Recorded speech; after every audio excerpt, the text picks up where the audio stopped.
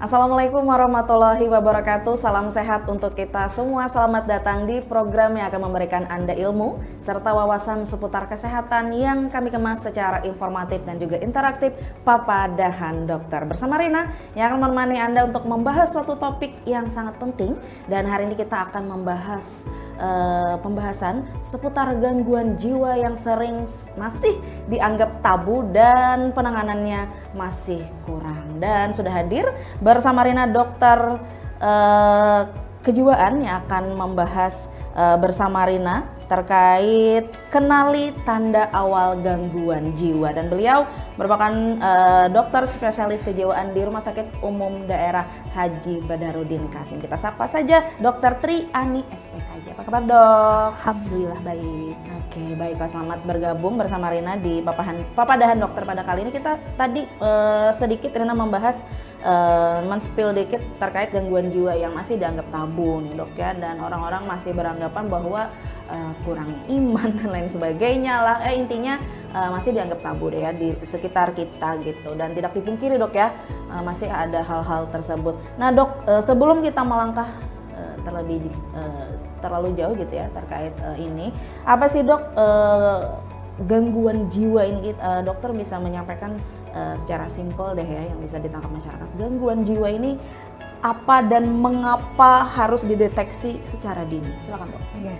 Nah, yang pertama, gangguan jiwa ini adalah sekumpulan gejala yang mempengaruhi pikiran, ya. Jadi mempengaruhi pikiran, berikutnya juga mempengaruhi perasaan, dan juga mempengaruhi perilaku yang dapat mengganggu individu dalam beraktivitas sehari-hari. Ya, jadi kumpulan gejala, ya. Jadi tidak hanya dari perilaku, ya. Jangan menunggu gelisah dulu, ngamuk-ngamuk dulu. Dari pikiran aja yang sudah tidak wajar itu sudah termasuk gangguan jiwa. Atau dari perasaan saja yang selalu ingin marah atau selalu sedih atau selalu cemas, memang fisiknya terlihat baik, itu juga sudah termasuk gangguan jiwa, kayak gitu. Itu sederhananya. Jadi tidak hanya dilihat dari fisiknya aja, kayak gitu. Jadi penting tadi pikiran, perasaan, dan perilaku yang dapat mengganggu individu itu beraktivitas secara sehari-hari, kayak gitu. Oke, kenapa harus dideteksi secara dini nih, Dok? Kenapa harus dideteksi secara dini? Karena untuk mencegah penurunan produktivitas, mencegah terjadinya kesalahpahaman dengan saat berinteraksi sosial, ya. Berikutnya lagi mencegah dia tidak merawat diri atau menyakiti dirinya atau menyakiti orang lain. Oke, Dok. Gangguan jiwa sendiri ada tingkatan-tingkatannya nggak sih, Dok? Apakah misalnya orang terkena gangguan jiwa itu sudah parah, fatal, atau ada yang ringan dulu deh, misalnya agak menyendiri kah di pojokan, misalnya suka menyendiri di rumah, di kamar, misalnya ada tingkatannya sendiri nggak sih, Dok? Jadi kalau gangguan jiwa itu secara garis besar kami kelompokkan menjadi 3, gitu ya. Jadi ada yang kelompok cemas, ada yang kelompok depresi, ada yang kelompok psikotik. Nah, di cemas itu ada yang ringan sampai berat, depresi pun ada yang ringan sampai berat, psikotik pun ada yang ringan sampai berat. Ya, jadi 3 dulu klasifikasi. Jadi kalau cemas, misalnya cemas itu seperti sering terbangun, ya, atau misalnya khawatir berlebihan, ya, itu sudah masuk gangguan jiwa. Apalagi misalnya gara-gara cemasnya, misalnya ada peristiwa nih, misalnya melihat kecelakaan atau apa, jadi cemas setiap pergi ke kantor, jadi harus minta dampingi atau malah tidak berani ke kantor, itu juga masuk gangguan jiwa. Kalau depresi itu misalnya dari keluhan sedih, misalnya, ya, setiap orang sedih, kayak gitu. Betul. Tapi ada yang sedih berlangsung lebih dari 2 minggu, ada yang sedih maksudnya cuma sedih aja nih, tapi ada yang sedih sampai mempengaruhi nafsu makan, ada yang sedih sampai mempengaruhi tidur, apalagi sampai ada yang sedih sampai putus asa, sampai berpikir bunuh diri. Nah, itu di kategori sedih. Kalau di psikotik itu yang mulai ada halusinasi, kayak gitu, atau pikiran yang tidak wajar, kayak gitu. Nah, kadang beberapa orang kalau ringan itu masih cuma mendengar bisikan. Ada yang mulai mendengar bisikan sampai mengajak berbicara, ya, makanya maksudnya yang timbul itu bicara sendiri gitu. Ada yang mendengar bisikan sampai harus melakukan sesuatu, misalnya ya, bisikan itu misalnya menyuruh untuk memukul atau menghancurkan barang gitu ya.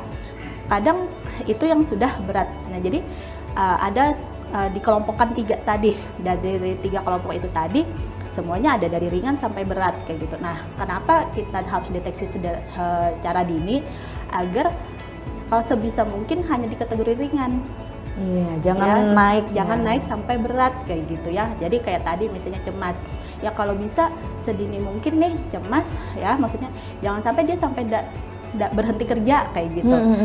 Dari awal dia sudah setiap berangkat gugup itu sudah perlu pertolongan kayak gitu. Atau dari sedih tadi.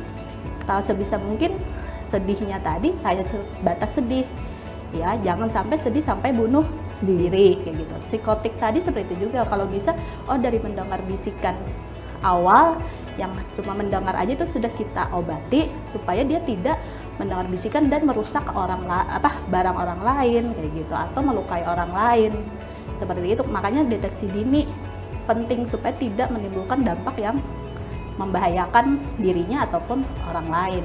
Oke, misalnya nih dok, sebut saja misalnya di lingkungan rumah atau keluarga menemukan ada salah satu keluarga yang misalnya suka menyendiri dan lain sebagainya yang ke arah gangguan jiwa. Apakah harus langsung ke dokter kah untuk konsultasi atau dibicarakan terlebih dulu atau ada hal-hal yang dilakukan nih dok? Nah yang pertama kita harus mengenali dulu nih adanya perubahan. Ya. Kadang orang itu sadar ada perubahan tapi menganggap biasa kayak gitu. Nah, padahal dari deteksi dini maksudnya perubahan ini penting kayak gitu. Jadi yang pertama harus dikenali dulu, yang harus tahu dulu perubahan apa nih yang harus jadi ini. Nah, yang pertama mungkin dari interaksi sosial ya. Jadi misalnya nih ada anggota keluarga yang dulunya pemandir ya, maksudnya banyak bicara, sering cerita, kok tiba-tiba berubah jadi lebih pendiam. Itu sudah salah satu nih. Atau yang dulunya pendiam kok sekarang lagi banyak bicara, itu juga salah satu tanda ya, itu interaksi sosial. Yang dulunya misalnya tidak pemarah kok sekarang lebih pemarah, yang dulunya misalnya bisa dipadahi nih, nurut kok sekarang membangkang. Nah itu sudah dari interaksi sosial tuh penting, adanya perubahan-perubahan itu penting dilihat gitu ya. Yang berikutnya dari merawat diri, ya seperti misalnya kok kenapa akhir-hari ini misalnya mandi mulai kurang ya, maksudnya mulai kurang maksudnya acak-acakan kayak gitu ya, maksudnya yang dulunya dia rapi kok sekarang jadi malas bedak kayak itu kan, sederhana aja maksudnya malas bedak, kok sekarang punya keluar rumah dulunya masih pakai baju bagus kok sekarang cuma pakai sweater ya, maksudnya atau apa. Intinya dari merawat diri, atau yang dulunya biasa-biasa kok sekarang tambah menor ya, itu juga penting ada perubahan dari segi merawat diri. Nah berikutnya lagi misalnya yang paling penting kayak mandi ya, normalnya kan orang mandi sehari 2 kali nih maksudnya. Ya bolehlah sekali sehari kalau misalnya libur atau apa, tapi ini walaupun kerja ya, walaupun ini kok mandinya mulai malas, terus mulai menimbulkan bau yang tidak enak nih, dan dia merasa tidak apa-apa kayak gitu. Tapi kita sekitar kok ini anggota keluarga kita kok merawat mandi mulai malas, sudah mulai bau dan dia tidak masalah kayak gitu ya. Itu juga salah satu tanda awal kayak gitu. Artinya mulai ada lelah, entah cepat lelah ya. Untuk merawat diri saja dia tuh lelah kayak gitu. Yang berikutnya lagi biasanya di penampilan fisik, jadi bisa mungkin lebih gemuk atau lebih kurus kayak dari gitu. Sebelumnya dari sebelumnya kok misalnya kok tiba-tiba misalnya kok perlahan tambah kurus atau perlahan tambah gemuk kayak gitu tanpa ada yang penyebab jelas kayak gitu, maksudnya terlihat penyebab jelas. Nah berikutnya lagi kayak biasanya yang sangat mengganggu itu mulai tidak tidur ya. Biasanya orang misalnya wajar tidak tidur karena main HP atau apa, tapi kalau ini maksudnya berhari-hari sampai maksudnya cekung atau ya, atau maksudnya sampai tidak tidur terus tidak mandi terus makan kurang ya, apalagi tambah sulit untuk diajak komunikasi, entah maksudnya dia malas menjawab atau diajak komunikasi sering marah-marah. Nah itu biasanya sudah tanda awal. Nah apakah maksudnya langsung ke profesional? Nggak harus kayak gitu. Itu biasanya bisa ke puskesmas dulu, ya, maksudnya untuk di screening, maksudnya bawa ke puskesmas, maksudnya untuk di screening itu artinya ada kayak kuesioner, ya di situ nanti dinilai, maksudnya, ya, karena kalau kita tanya langsung mungkin dia sulit menjawab gitu. Ada itu kuesioner sederhana SRQ 20. Situ kan ada pertanyaan-pertanyaan sederhana dan jawabannya pun cuma iya dan tidak kayak gitu ya. Jadi di situ kalau lebih dari 8 atau apa itu artinya perlu bantuan. Ya, jadi di situ maksudnya itu bukti nyata bahwa ada ini masalah. Enggak, kalau misalnya kita tanya aja mungkin mereka merasa nggak ada masalah karena di kuesioner itu pertanyaan sederhana kayak apakah tidur Anda ada terganggu gitu, apakah Anda sering marah kan? Ya, keseharian aja. Keseharian aja dan jawaban pun ya dan tidak kayak gitu. Nah di situ baru dasar kadang masyarakat maksudnya ragu-ragu untuk membawa karena tidak ada dasar. Tapi kalau gitu kan terlihat nih. Nah, jadi mungkin nanti dari pihak puskesmas bisa mengarahkan apakah ke psikiater atau ke psikolog dulu, tapi biasanya itu jadi dasar yang bisa untuk maksudnya yang meyakinkan lah kayak gitu bahwa ternyata aku memang perlu bantuan karena dari jawabanku ternyata ke arah sana kayak gitu. Oke, Dok, biasanya kebanyakan ada faktor apa sih Dok yang memicu orang tersebut gangguan jiwa? Apakah adanya faktor biologis kah atau lingkungan yang mempengaruhi Dok? Kebanyakannya Dok. Jadi kalau penyebab gangguan jiwa itu sebenarnya tidak bisa satu faktor ya. Jadi biasanya itu ada beberapa faktor. Salah satunya misalnya organik ya. Nah, jadi kalau organik itu biasanya ada gangguan di otak ya. Jadi bisa karena penyakit ya, seperti misalnya adanya tumor ya di otak atau ada stroke ya, sumbatan pembuluh darah atau pecahnya pembuluh darah ya. Itu bisa mempengaruhi ke perilaku, perasaan dan pikiran kayak gitu ya. Jadi penting di situ. Jadi yang pertama itu kalau kami melihatnya gangguan jiwa, penting kami lihat dulu ada faktor di tubuhnya enggak, ada penyakit tertentu enggak di tubuhnya. Jadi contohnya misalnya penderita diabetes, kalau gula darahnya terlalu tinggi itu bisa merubah perilaku seseorang kayak gitu ya. Bisa jadi dia jadi penurunan kesadaran ya, atau jadi sering mengamuk, ternyata bahasa awamnya keracunan gula kayak gitu karena gula darahnya terlalu tinggi. Itu obatnya bukan jiwa, turunkan gulanya itu oleh interna kayak gitu. Kayak stroke tadi misalnya, atau ada stroke biasanya yang tidak bergejala kan stroke yang sumbatan.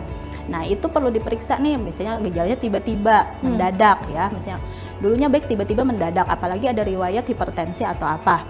Nah tiba-tiba ngamuk kayak gitu. Nah ternyata juga ada kelemahan salah satu anggota tubuh.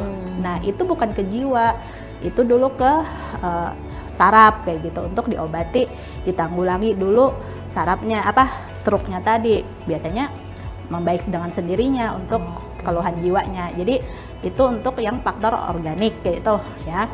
Berikutnya lagi yang mempengaruhi gangguan jiwa juga faktor di lingkungan atau pola asuh atau kepribadian ya. Jadi penting di sini tingkat pendidikan juga ya. Jadi seperti lingkungan yang contoh misalnya kasus narkoba kayak gitu. Nah, dia akan mengalami gangguan jiwa karena mengkonsumsi narkoba. Narkobanya karena apa? Karena lingkungan. Ya, itu juga penting. Terus juga pola asuh ya. Jadi orang tua yang terlalu pemarah ya, atau orang tua yang terlalu banyak aturan itu juga kadang resiko si anak mengalami gangguan jiwa itu lebih besar daripada orang tua yang lebih fleksibel kayak gitu ya. Jadi penting kepribadian anak juga ya, apakah anak ini pendiam, apakah anak ini lebih terbuka, itu juga mempengaruhi terjadinya gangguan jiwa. Yang berikutnya lagi kayak faktor agama. Tadi bukannya kurang iman ya maksudnya, tapi mungkin keyakinan dia terhadap Tuhan, keyakinan dia terhadap takdir ya, itu juga mempengaruhi seseorang untuk mengalami gangguan jiwa. Jadi tidak bisa satu faktor maksudnya, oh karena dia kurang sholat misalnya langsung gangguan jiwa, belum tentu kayak gitu. Atau misalnya juga pola asuh misalnya banyak trauma, tapi dia mendapat lingkungan yang baik di fase kehidupan berikutnya, bisa resiko mengalami gangguan jiwa juga berkurang. Jadi kita kalau melihat kenapa seseorang mengalami gangguan jiwa, Anda bisa melihat satu jawabannya kayak gitu kan, nggak bisa panjang. Jadi harus digali ada apa selama perjalanan hidupnya, ada penyakit apa selama perjalanan hidupnya.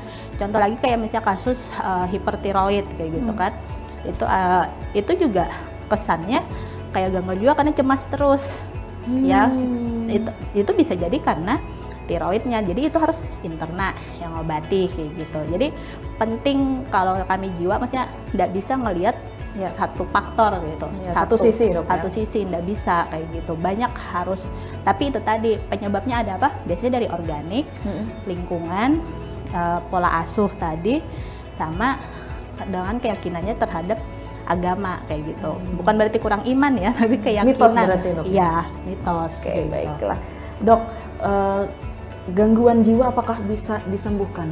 Nah, sebenarnya itu tergantung tadi kelompoknya tadi, maksudnya tergantung kelompoknya, tergantung berat tidaknya gangguan terus sudah berapa lama mengalami gangguan terus umur dia mengalami gangguan, itu yang mempengaruhi apakah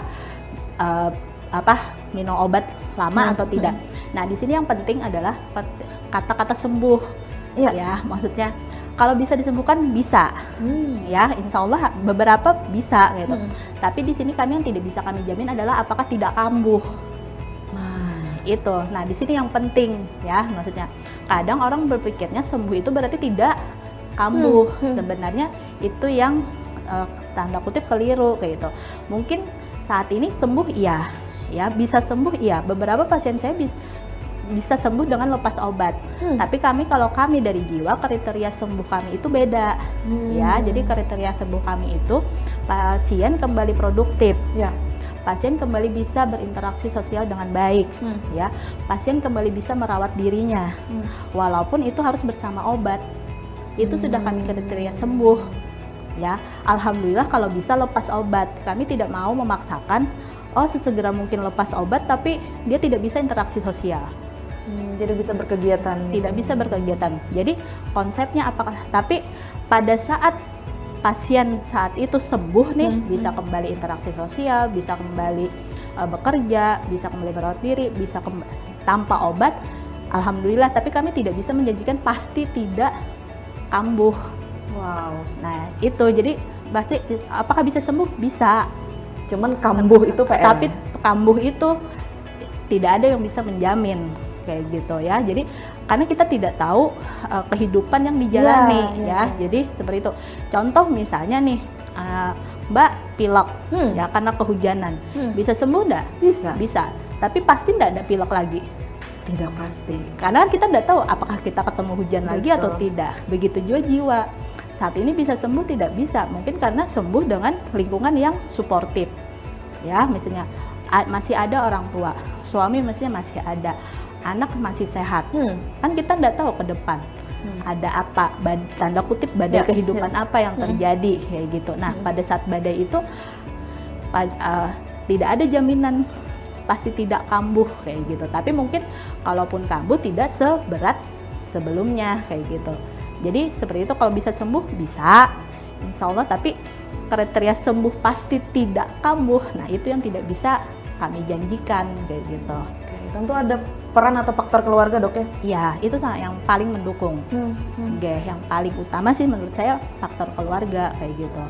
Oke, baiklah, menarik sekali ya pemirsa dimanapun berada, dan masih banyak sekali pembahasan, dan setelah segmen berikut akan Rina bacakan pertanyaan-pertanyaan yang sudah masuk ke redaksi kami. Jadi jangan kemana-mana, tetap di Papadahan Dokter.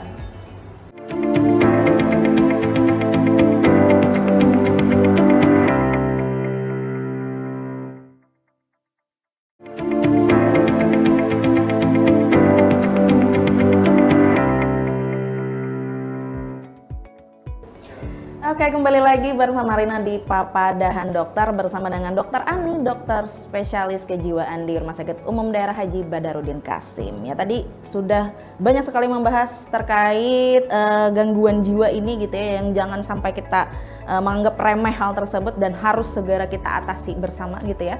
Dan sudah ada pertanyaan-pertanyaan masuk di sesi tanya jawab bersama Dokter Ani kali ini dari Mama Eka di Murung Pudak Dok. Katanya selamat siang, saya Eka. Saya punya anak perempuan katanya usia 14 tahun. Apakah normal misalnya ada perubahan mood pada anak-anak remaja labil dan sering marah-marah, Dok? Kapan katanya harus khawatir? Terima kasih. Anak 14 tahun sering marah-marah ya? Iya, labil katanya, Dok. Iya. Apakah kapan harus khawatir melihat kondisi anak tersebut? Kapan harus khawatir? Itu apa ya maksudnya? Dilihat dari kesehariannya ya. Ini perlu ditelusuri, ini labilnya apakah ke semua orang atau ke orang tertentu ya. Maksudnya apakah hanya di rumah atau di luar rumah pun juga melakukan hal itu gitu ya. Kadang beberapa itu hanya orang tertentu kayak gitu ya. Jadi perlu itu dilihat dulu apakah misalnya hanya di rumah atau juga di luar rumah kayak gitu ya. Yang berikutnya lagi, apakah ini sampai mengganggu interaksi tadi yang saya sebutkan, mengganggu interaksi dia. Jadi maksudnya sampai dia sulit bersosialisasi ya, artinya banyak orang menghindari dia karena emosinya kayak gitu ya. Maksudnya tidak hanya si ibu nih yang merasakan ini, maksudnya orang lain pun menghindari dia karena kelabilannya tadi kayak gitu. Itu juga penting dilihat kayak gitu. Yang berikutnya lagi, apakah dia dengan emosinya itu juga berdampak ke dirinya. Jadi dia misalnya karena dia kesulitan, mungkin ya maksudnya kesulitan mengendalikan emosi sampai dia akhirnya menyakiti dirinya kayak gitu ya, menyakiti dirinya ataupun menyakiti orang lain kayak gitu. Jadi misalnya labil sambil merusak barang kayak gitu ya, labil sambil memukul orang lain kayak gitu ya. Penting dilihat di sini. Terus juga penting lihat durasinya, sudah berapa lama nih kayak gitu ya. Nah, yang berikutnya lagi, apakah dengan kelabilannya ini juga menyebabkan gangguan di pendidikan dia? Ya, jadi misalnya dia jadi prestasinya menurun, tidak bisa mengikuti pelajaran ya, atau misalnya jadi sering bolos. Nah, jadi mempengaruhi di pendidikannya ya. Jadi misalnya itu, jadi maksudnya gurunya pun kesulitan atau dia malah sekolah, maksudnya tidak mau ke sekolah di situ. Jadi penting di situ melihat prestasinya atau pendidikannya kayak gitu ya. Terjadi penurunan, terjadi masalah di pendidikannya karena emosi labilnya tadi. Nah, yang berikutnya lagi perlu ditelusuri nih, ada apa dia sampai labil kayak gitu ya. Jadi apakah karena ada keinginannya yang tidak bisa saat ini tertunda dipenuhi ya, atau mungkin dari komunikasi kah, mungkin misalnya komunikasi orang tua dan anak seperti apa kayak gitu. Di situ penting kayak gitu ya. Jadi kalau saya sih maksudnya yang tanda sesegera mungkin dibawa ke profesional kalau memang dari emosinya itu tadi ada dampak menyakiti dirinya dan menyakiti orang lain. Jadi biasanya nih kalau beberapa kasus yang sering saya temui, umur 14 tahun itu selain emosi labil sudah mulai self-harm, barcode kayak gitu ya, maksudnya ini. Jadi atau maksudnya beberapa kali sudah dengan emosi labilnya dia putus asa sampai berpikir untuk bunuh diri. Nah, di situ biasanya sih sambil labilnya tadi, tolong orang tua sedikit aware untuk mengecek tubuh anaknya, sudah adakah kayak lebam atau luka-luka. Kadang tidak hanya ini ya, kadang misalnya mencabut rambut. Sebenarnya itu biasanya itu karena dia kesulitan untuk mengungkapkan apa yang dia rasakan kayak gitu ya. Di situ itu sih tanda yang sesegera mungkin dibawa ke profesional. Kalau dari emosi labilnya tadi sudah ada kecenderungan dia melukai dirinya dan mau melukai orang lain kayak gitu. Gitu. Baiklah, semoga terjawab ya Mama Eka. Dan Dok, terakhir nih Dok, apa pesan untuk masyarakat terkait kesadaran akan pentingnya gejala awal gangguan jiwa dan pentingnya kesehatan jiwa secara umum? Pesan kepada masyarakat. Nah, Jadi gangguan jiwa ini kasat mata itu yang penting ya. Jadi maksudnya kalau secara fisik baik nih, secara rupa baik ya, karena konsep orang di sini kan yang namanya sakit itu lumpuh, tidak berdaya. Nah, sedangkan gangguan jiwa ini tidak terlihat secara nyata, karena yang terganggu tadi kan pikiran tidak terlihat, perasaan juga tidak terlihat, mungkin perilaku yang terlihat kayak gitu kan. Nah, jadi tapi kalau sudah berdampak ke interaksi sosial, ya, ke produktivitas, ke hal merawat diri, ya, itu sesegera mungkinlah minta pertolongan. Tidak harus langsung ke psikiater atau psikolog. Kalau memang maksudnya perlu akses, masih ada stigma, boleh dulu ke saran saya tadi ke puskesmas untuk menjawab screening tadi ya. Di situ terbukti, maksudnya itu bukti bahwa oh aku mengalami gangguan jiwa atau tidak kayak gitu ya. Pertanyaannya sederhana kayak gitu. Tapi di situ bukti gitu, dan di situ ya maksudnya yang menyadarkan lah kita untuk oh aku harus minta pertolongan kayak gitu. Itu jadi gangguan jiwa itu tidak terlihat, tapi kalau sudah berdampak nyata jangan ragu dan jangan malu untuk minta pertolongan gitu, agar dari yang gejalanya ringan tidak berubah menjadi berat, dari yang maksudnya masih bisa dibantu mungkin tanpa obat, bisa sesegera mungkin lah agar tidak berdampak yang lebih parah atau lebih buruk ke dirinya ataupun ke orang lain gitu. Itu sih pesan saya. Oke, untuk keluarga mungkin Dok, orang-orang sekitar yang misalnya ada salah satu keluarganya yang menderita, apakah ada pesan juga Dok? Untuk keluarganya saran saya sih maksudnya jangan ragu dan jangan malu untuk membawa anggota keluarganya ke dokter jiwa. Maksudnya tidak semua orang ke dokter jiwa itu maksudnya tanda kutip ya, maksudnya yang sudah gila atau gimana ya, maksudnya yang sudah jadi ODGJ atau gimana kayak gitu. Yang banyak sekarang maksudnya di poli saya ya, maksudnya yang masih dari sulit tidur seminggu sudah datang kayak gitu ya. Jadi maksudnya kalau masih berpikir stigma kalau ke dokter jiwa itu yang sudah ngamuk, sudah ngamuk, sudah yang enggak pakai baju atau itu malah sedikit kayak gitu.